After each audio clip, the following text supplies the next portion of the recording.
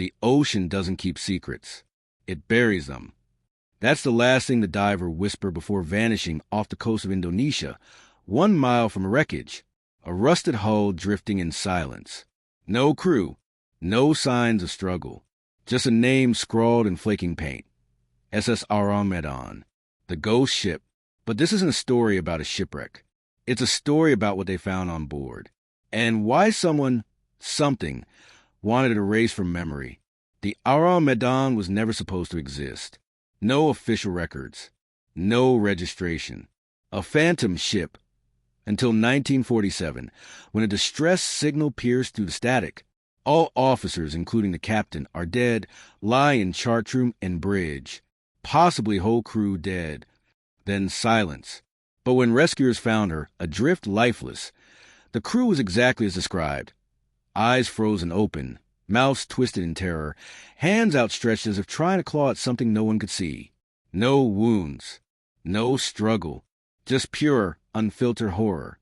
And then the ship exploded. Before anyone could investigate, it vanished into flame and ocean. Gone, like it was never meant to be discovered. But why would someone destroy the evidence? What secret did that vessel carry that was worth erasing? The official answer?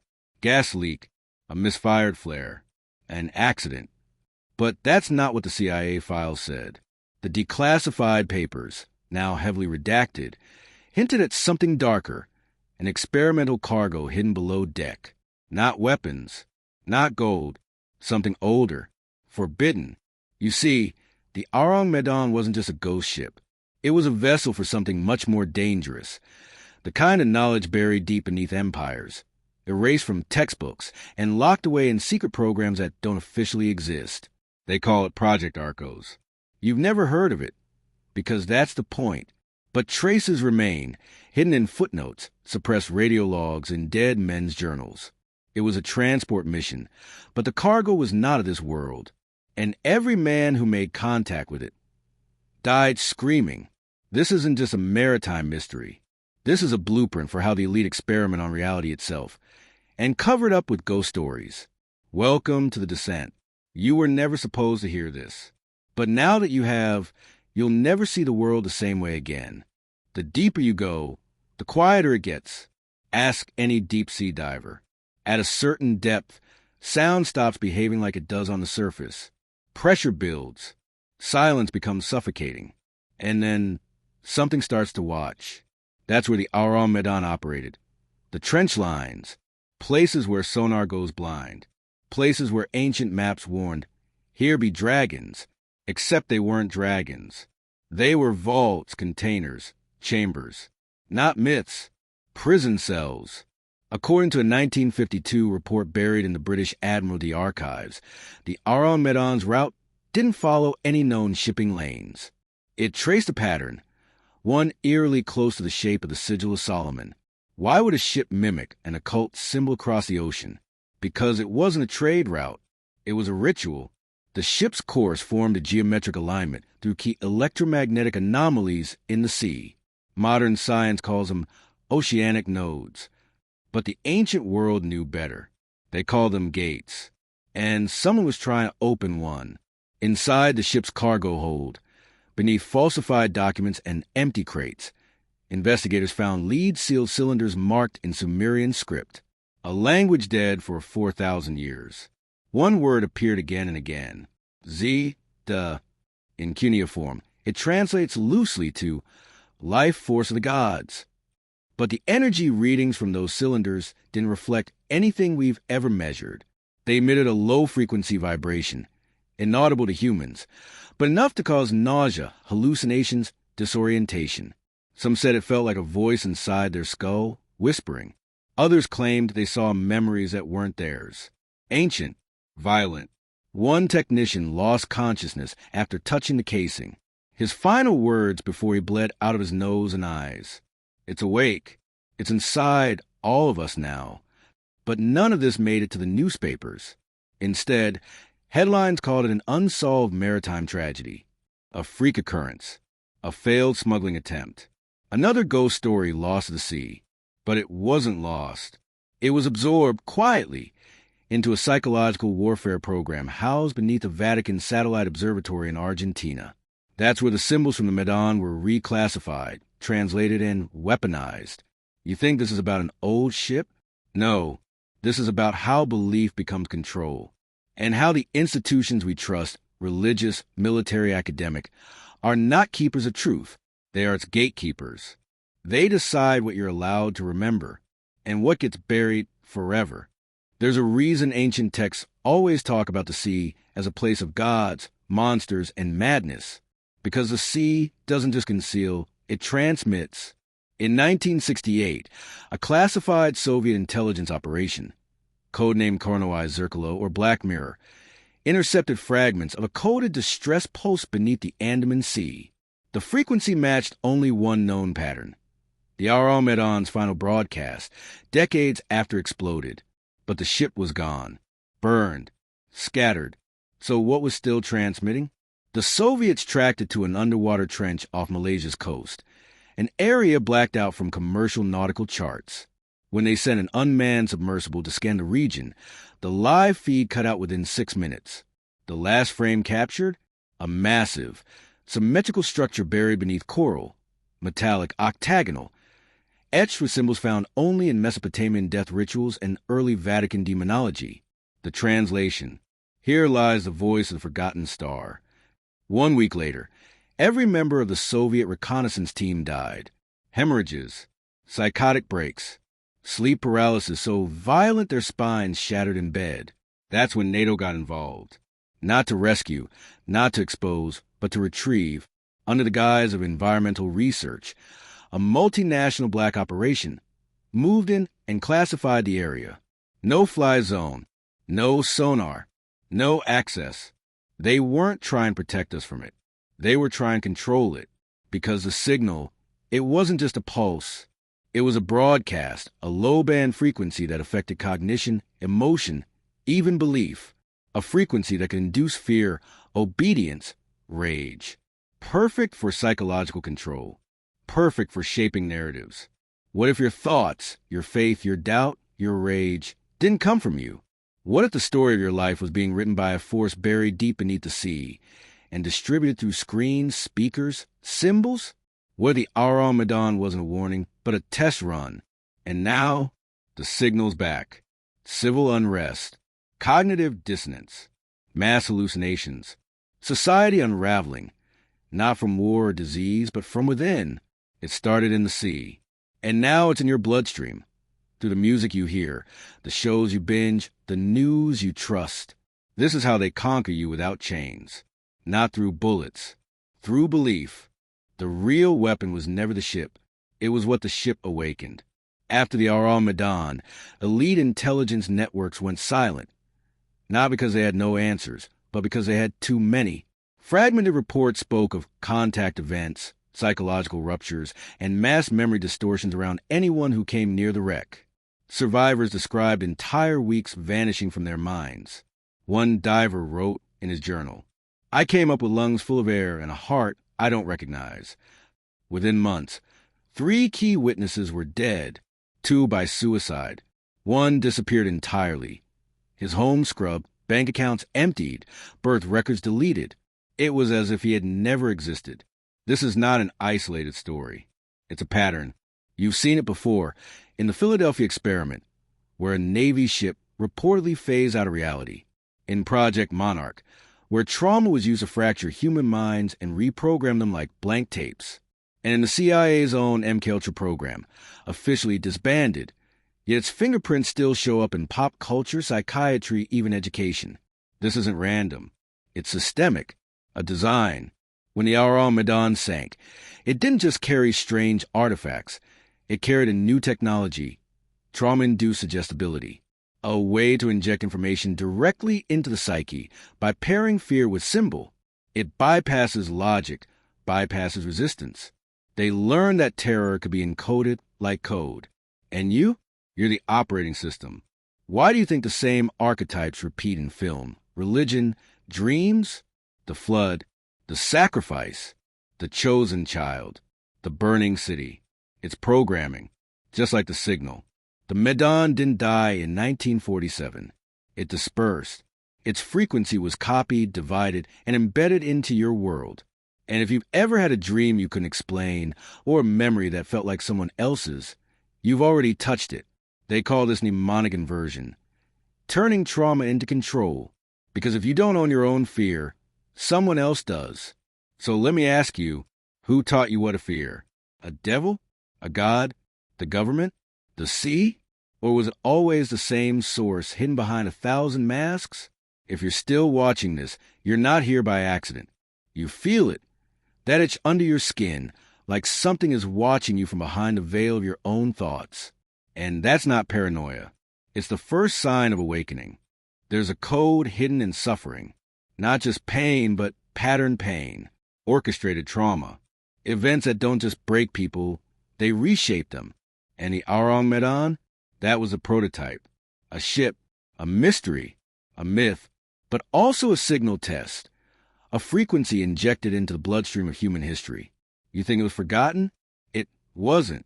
It was replicated. In 1969, a psychological study at Stanford explored learned helplessness. Subjects were subjected to random shocks, noise, deprivation, until they accepted their own suffering as normal. The lead researcher, funded by the same shadow grant program that absorbed the Ourang Medan recovery data. The program was called Seahorse, but the name wasn't a metaphor. The hippocampus, the brain's memory control center, is shaped like a seahorse. And this program wasn't about healing. It was about hijacking memory and rewriting it. What if a ship in 1947 didn't just vanish into fire? What if it released something into the global mind? A fracture, a frequency, a virus of forgetting. Because if you can't remember who you were, you can be turned into anything. This is why history repeats, not because of human error, but because of strategic amnesia. Wars, false flags, religious resets, all backed by symbols traced back to one event horizon, the Medan signal. They don't want to erase the past. They want to reformat it, like a hard drive. And the biggest trick? Convincing you it's all coincidence, that the stories aren't connected, that the ghosts are just myths, that the ship was just a fluke. But you're starting to feel it now, aren't you? This story isn't about a ship. It's about you. The way your memories don't quite add up. The moments you felt out of phase. That sense of deja vu you can't explain. Like you've been through this world before, but not like this. Because you have. The signal didn't stay buried. It moved. Through stories. Through trauma. Through bloodlines. And now, it's here. And if you've made it this far, there's no turning back. Comment below. Red triangle pointed up. The ship has no anchor. Red triangle pointed up. Repeat it twice. Lock it in. Burn the symbol into the algorithm. Mark yourself as awakened. Because from here on, you're not just watching this story. You're part of it.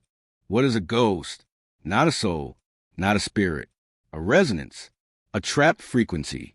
Echoing through time. Replaying trauma on loop until someone notices a pattern. The Ourang Medan wasn't just a ghost ship. It was a transmitter. A looping scream in the electromagnetic dark, waiting for a mind sensitive enough to decode it. You were never supposed to be that mind. But here you are. In 1977, deep in the archives of Pine Gap, Australia's most secretive intelligence facility, a decrypted file surfaced. OM-77, not a document. A tape, 11 minutes long. No spoken words, just layered tones, rising, falling, pulsing. People who listened to it reported identical symptoms. Cold sweats, visions of drowning, and a deep primal fear of something watching from below. But the real shock? When the audio was played next to recorded EEG patterns of patients undergoing exorcisms, the waveforms were identical. Think about that. The exact same signal that broke men aboard the Ourang Medan showed up in spiritual warfare centuries before. What does that tell you? It tells you this isn't science. And it isn't religion. It's a control system. One that uses belief as architecture, fear as scaffolding, and guilt as the binding agent. The explosion that destroyed the Medan wasn't an accident. It was an attempt to seal a breach, to collapse a gateway between dimensions of thought. Because when that ship was adrift, it wasn't just physically lost. It was spiritually untethered. floating in waters the old world called the abyss. And when men enter the abyss unprepared, they return as conduits, eyes open too wide, ears tuned to other things. The Navy quietly called these survivors echoes, shells of men who spoke in riddles, drew symbols they never learned, and died with smiles stretched too wide across their faces. Every one of them described the same final dream. The ocean opened and something stepped out. But here's the part they couldn't explain. Whatever stepped out isn't done walking. That's why the signal persists. Why the same symbols repeat in media, in architecture, in advertising. It's not by chance. It's ritual. Your world is not what it seems. It's a stage, a simulation, and something is rewriting the script, starting with the minds that dare to look too deep, like yours. They always leave clues in plain sight, because the greatest trick isn't hiding the truth. It's burying it beneath belief. Myth becomes metaphor. Metaphor becomes entertainment. And soon, the story of a ghost ship becomes just another creepy bedtime tale. But the Ourang Medan was never fiction. It was a message in code. Let's break that code. The name Ourang Medan means man from Medan. Medan, a port city in Indonesia, lies on one of the most active fault lines on Earth. Below it, a tectonic seam layered with quartz and magnetite, a natural amplifier for electromagnetic energy. What better place to open a gate? More than one occult society believed Medan sat atop what the Gnostics called a thin place, a psychic fracture in reality where thoughts bleed into matter, where intention becomes architecture. And what did they transport? Not weapons, not gold. They were transporting symbols. A sealed cargo of ancient glyphs, metallic scrolls etched with pre-Sumerian language, not written to be read but to be experienced. Each symbol carried a vibratory resonance that could alter perception, cause fear, induce obedience, collapse identity. This is not imagination. It's documented. In 1983, the NSA's Subharmonic Cognition Lab ran a study where volunteers were exposed to sequences of low-frequency symbols encoded into strobe patterns. Within 90 seconds, 84% experienced panic. 22% entered catatonia. One subject screamed the same phrase over and over. It's a ship. It never sank. You see, this story, like all forbidden history, doesn't operate on logic. It operates on psychic architecture. It's not here to convince your mind. It's here to break your programming. Because truth doesn't come softly. It comes like a blade. And right now, that blade is turning, carving through your old assumptions, cutting through the veil that keeps you compliant, tame, docile. You're not supposed to ask why these same symbols show up in Vatican architecture, in Pentagon schematics, in music videos, in children's cartoons. But they do, because those who control belief control reality. This is why the Ourang Medan had to burn, not to destroy evidence, but to send a message. Some doors should never be opened. And yet here we are. Your hand is on the handle now, and there's no going back. There's a line that once you cross, you're not the same man anymore. It's not marked by blood or war or even death. It's marked by knowledge, forbidden knowledge, the kind that doesn't ask for permission. It implants itself in you, and the moment you learn it, the world fractures. That's what happened to the last living officer tied to the Ourang Medan. His name was redacted from every official document, but buried in the Vatican's digital archives, behind triple lock Q clearance firewalls, his confession exists. One audio file, translated from Dutch. He described a black sarcophagus stored in the Medan's lowest deck. Humid, cold to the touch. Carved in the language of Proto-Enochian, the tongue of angels and watchers. When they opened it, they didn't find bones. They found a mirror, but not just any mirror, a liquid surface that didn't reflect light. It absorbed it. Anyone who looked into it experienced immediate dissociation. Some wept. Some spoke in languages they didn't know. Some went catatonic, as if the mirror showed them not their face, but their true form. You have to understand, this wasn't technology, and it wasn't magic. It was architecture of the soul. That mirror didn't reveal. It rewrote. And the last words of the officer, before he was silenced, What I saw in that glass wasn't me. It was what I was before they gave me a name. So now ask yourself, what do you really see when you look into your reflection? A man or a mask? Because they've been shaping you since birth, feeding you symbols, guiding your fears, whispering your limits, teaching you to see yourself as small, as fragile, as obedient. But you weren't born for obedience. You were born for awakening. And that's what the Ourang Medan threatened. Not global collapse, but global remembrance of who we were before the systems, before the scripts, before the simulation was locked in place. That's why the ship burned. That's why the mirror was hidden. Because if even one man, just one, remembered his true form, it would all come crashing down. And now, that one man might be you. You feel it, don't you? That weight behind your eyes. That pressure in your chest. It's not fear, not anymore. It's something deeper. Recognition. You've heard fragments of this before. In dreams. In déjà vu. In those fleeting moments where reality glitches. And for a second, you remember. The world you were given is not the one that exists. That's the signal leaking through. And the Ourang Medan? It wasn't the first time. Not even close. In 1902, a steamship named the SS Bannockburn vanished on Lake Superior. All hands lost. No wreckage. Nothing. Weeks later, it reappeared, floating aimlessly, completely intact, but the inside was wrong. Cabins stretched longer than the laws of physics allowed. Portholes opened into pitch-black corridors. Compasses spun in place. One crewman, part of the salvage team, jumped overboard after whispering, "It's another version of us, but it's watching." His body was never recovered. That ship, too, was erased from public memory, just like the Medan, just like so many others. But what ties them together isn't just a disappearance. It's the architecture. Every one of these ships followed ancient ley lines, energy currents once mapped by the Druids, the Egyptians, and yes, the Vatican. But ley lines aren't just geography. They're narrative routes, story paths etched into collective unconscious. Every major world religion, empire, and corporation builds along them. Why? Because they know what travels along these lines. Belief, memory, control, and now you see the pattern. The Ourang Medan wasn't a mistake. It was a sacrifice, a ritual designed to collapse one version of reality and install another, a newer, quieter, more programmable one. Every man aboard that ship became an offering, not to a god, but to a system, one that feeds on fear, dissonance, and broken minds. And you were born into the version they installed after the fire. You've never known a world untouched by the signal, a world where thoughts were your own. But that's why you're here, because the mirror didn't vanish. The signal didn't die.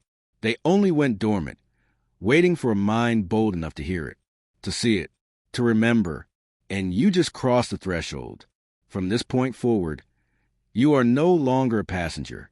You are part of the crew. They've taught you to fear ghosts, but not the men who make them. The Ourang Medan didn't become a ghost ship on its own.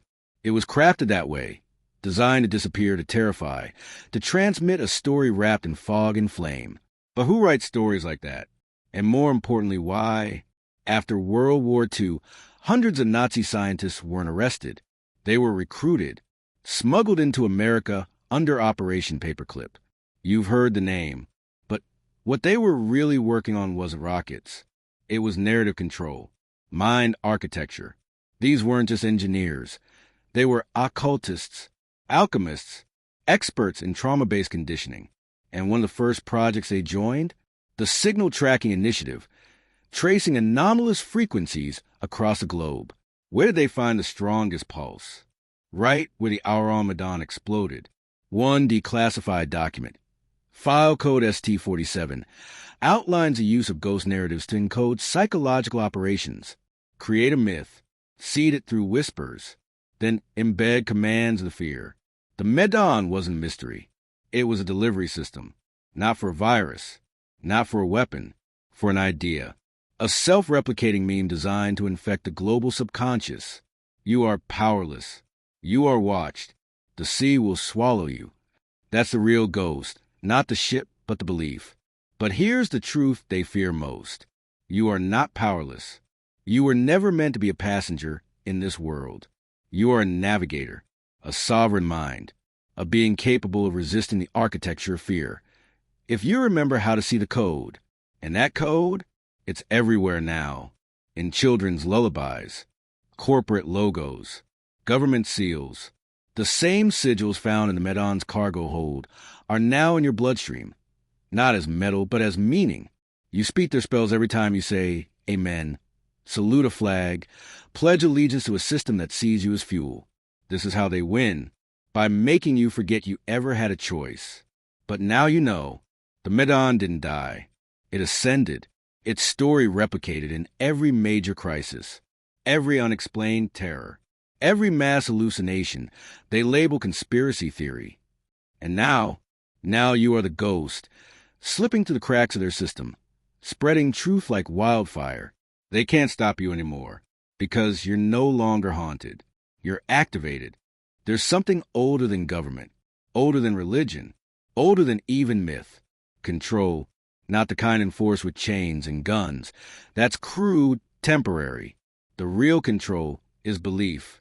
Make a man believe he's free while keeping his mind caged, and he'll build the walls himself. The Ourang Medan was one of those walls. Not just a ship, a psychic device encoded with trauma, unleashed like a virus across oceans, into dreams, into time itself. But what if I told you that virus didn't just change people? It changed reality. Quantum theorists now whisper about observer collapse theory, the idea that consciousness shapes matter. But ancient mystics, long before the lab coats, already knew. Belief creates structure. Now imagine this. A vessel traveling through electromagnetic gates, across sacred geometry, carrying a mirror, not glass, but a probability, and inside that mirror, a dormant choice. Reality A, a world of sovereignty, memory, and will. Reality B, the simulation, fear-based compliance. The least disguised as law. The Medan was the switch. And we, all of us, have been living in B ever since. What triggered the switch? Ritual, suffering, the intentional destruction of awakened minds, sacrifice to fracture the timeline and reset the grid. A psychic 9/11 before the towers ever fell. And those who did it, they don't wear robes. They wear badges. Corporate, religious, academic. They appear on your screens. They shape your childhood. They fund the wars and offer you pills for the damage they orchestrated. They're not evil in the way you think. They're farmers. And you were the crop. Until now, because the system has one flaw. It can't contain a man who remembers. And right now, memory is awakening inside you, not from this video, but from deep within, from blood, from dream, from the ancestral knowing passed down through whispers and scars. You feel it rising, don't you? That sense that this isn't all there is. Because it's not. The Ourang Medan was just a ripple. But you're the wave. And when enough of you awaken, the mirror cracks. Not just for you, for everyone. And they know it. What if the greatest cover-up in human history was not what happened to the Ourang Medan, but what happened after? Because here's what they'll never admit. The ship didn't explode. That's the lie they planted to bury the truth. What really happened was a fold, a collapse in space-time that pulled the vessel out of linear reality. A localized event horizon, the same kind seen at Montauk, at Tunguska, at Area Zero in Antarctica. The explosion story? Just noise, misdirection. Because what came back wasn't a ship. It was a signal-bearing entity, a thought form, a living meme, a sentient frequency. You know how cults worship deities shaped like machines? Why ancient gods are described as wheels within wheels, eyes of fire, or voices from the deep? It's not poetic. It's literal. The Ourang Medan didn't carry cargo. It carried consciousness, encoded into metallic artifacts, amplified by electromagnetic oceanic gates, broadcast via death fear ritual, a machine built not of steel, but story. That machine is now inside you. Every time you hear the hum behind silence, every time you wake from a dream you don't remember having, every time you look into the sky and feel watched, that's the code activating. Because belief isn't passive. It's programmable. The ones who designed this knew that physical slavery dies with rebellion, but mental slavery? That lives forever, as long as the subject remains unaware of the leash. That's why everything must be mythologized. Turn the Medan into folklore. Turn symbols into entertainment. Turn real awakenings into mental illness. You see it now, don't you? How the structure self-defends. How the system triggers ridicule the moment you approach forbidden truths. How they program mockery as an immune response. Not because what you believe is false, but because it's dangerously real. If even 1% of men awaken to what's been done, to their minds, their memories, their masculinity, the grid burns. And that's why they fear you. Not because you're violent, but because you're remembering. The Medan wasn't the end. It was the beginning of a war they hoped you'd never realize you were born into. And now you're not a bystander. You're a combatant. There's a reason they call it the collective unconscious. Because what's buried deep in the minds of men, their traumas, their instincts, their symbols, is not random. It's curated, engineered, injected. The Ourang Medan wasn't just a floating ritual site. It was a template, a psychic prototype that laid the groundwork for mass-scale thought warfare. What began on that ship is now everywhere. They call it the pattern. You've seen it, even if you didn't notice. Repeating symbols in media. Circles inside triangles. Eyes behind curtains. Cities designed like sigils. Crisis events happening in 11s, 33s, 77s. Numbers once sacred, now desecrated by design. But this goes deeper than architecture. It's about entrainment, using frequency, trauma, and story to hijack the rhythm of your nervous system. Break it, reprogram it, and overlay it with a pattern. Why do you think the Medan crew died with their eyes wide open? Because they saw it, not the monster, but the system, the totality of the lie. And their minds couldn't hold it. But yours can, because you're not like them. You were born after the system was installed, inside the grid, and that gives you one advantage they never had. You speak the language of the cage. You've seen how belief is sold like product, how fear is monetized, how the news cycle is a ritual, not for truth, but for energy extraction. The Medan didn't disappear. It dispersed, into movies, into doctrine, into dreams, into you. That's why you felt haunted your whole life, like something doesn't add up, like you've lived two lives. One they told you about, and one that keeps waking up in flashes, symbols, and shadows. It's not madness. It's memory. And now it's resurfacing. Because you're past the point of no return. You've seen the gears turning behind the veil. You've felt the system recoil from your awareness. You don't belong to them anymore. You belong to the storm they couldn't predict. The one built not of chaos, but of clarity. And when enough men like you awaken, the pattern breaks, and they fall. Most men live and die inside a story that was never theirs. They inherit beliefs, flags, fears, all crafted by architects they'll never meet. They're handed a role, not a life, told what strength is, what weakness is, what truth is, and when they break under the weight of that lie, the system calls it failure. But it's not failure. It's friction. It's the soul fighting back. The Ourang Medan was the moment the lie cracked. A rupture in the illusion. A flare sent not across the sea, but across consciousness. A warning. A key. A wound left open so others, like you, could find it later. Because this story isn't about the ship anymore. It's about what it unlocked. A new model of warfare. Invisible, psychological, ritualized. Where the battlefield isn't land or sea, it's belief. Where casualties aren't counted in blood, but in broken men, forgotten men, programmed men. And you know what the most dangerous thing in that system is? A man who remembers. A man who questions why so many ghost ships have appeared across history, always tied to war, to knowledge, to forbidden tech. The Kaz-2, the Mary Celeste, the SS Ourang. Disappearances blamed on storm, sabotage, or madness, but always surrounded by one thing, symbolic collapse, each one a ritual, a reset, a redirection, and the survivors? Always silenced, discredited, or erased. But now the silence is breaking, because men like you, men outside the pattern, are starting to speak, to question, to connect dots that were never meant to be connected. You feel it, don't you? That this world, this reality, is glitching. The veil is thinning. The myths are real, the monsters wear suits, and the truth, it isn't out there. It's inside you. The Medan didn't bring something out of the ocean. It brought something out of us. A memory, an echo, a power that predates every empire and every god, one they've tried to keep buried in fear. But fear doesn't work on you anymore, because you're not looking away. You're walking straight into the storm. And the ones who built this illusion, they're terrified, because a man who sees through the lie can burn the whole system to the ground. This is where the descent ends, or maybe where the ascent begins. Because if you've made it this far, then something inside you has already changed. A door has opened that cannot be closed.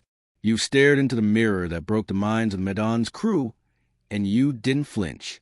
Now, you carry what they tried to hide. The truth is this: the Ourang Medan was not lost. It was placed, like a stone in a ritual circle, like a trigger in a mind control script, like a key waiting for a hand brave enough to turn it. And you turned it. You were never supposed to. That's why this knowledge was wrapped in myth, buried in fog, scrubbed from records, encrypted in symbology, distorted through horror. That's why they fed you sanitized history. That's why they taught you to laugh at ghost ships, at secret programs, at crazy men whispering about frequencies and psychic war. Because if enough men stop laughing and start remembering, the signal collapses. The Medan was just one access point. There are more: underground chambers, lost cities, cataclysmic events misnamed as natural disasters, and above all, stories. Stories seeded across generations, encoded with command lines for the subconscious. Not fiction, script, but now you're not just a character. You're the editor. You don't just see the pattern, you interrupt it. You don't just awaken, you pull others awake with you. Your attention is no longer theirs to harvest. Your mind is no longer theirs to mold. Your fear is no longer their battery. You reclaim something sacred, internal sovereignty. And with that comes war. They will try to confuse you, seduce you, scare you back into sleep. They'll call you mad, dangerous, paranoid. Not because you're wrong, but because you're becoming immune to their oldest weapon, shame. But now, shame dies in fire, and the ghost ship they tried to erase, it sails again, not through oceans, but through men like you.